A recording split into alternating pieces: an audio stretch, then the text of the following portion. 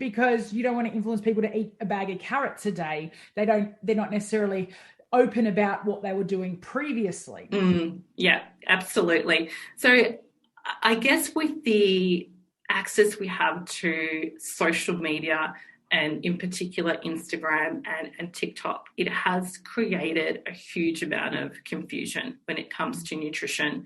And it's not the individual's fault. I think that we just assume as humans that those that are issuing advice, that have such a public platform, that have a huge amount of followers, are in fact accredited and insured to give that advice. Now, coming from a finance and from a risk background, if I was to issue any sort of advice that fell outside of my formal professional qualifications and insurance, I would be legally liable, and it would also result in instant dismissal. Whereas we have this entire industry, being health and fitness, which is not regulated at all.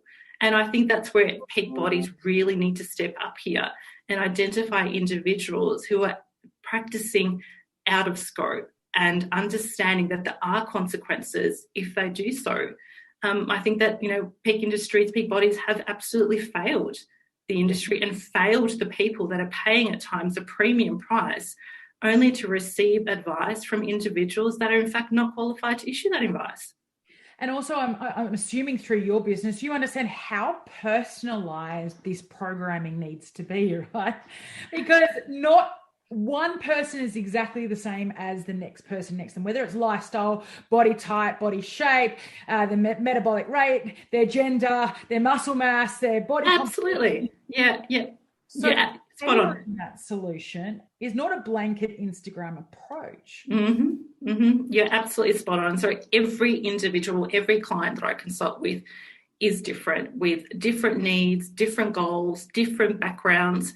And over the years, we are constantly reminded as well of what we should and what we shouldn't be eating.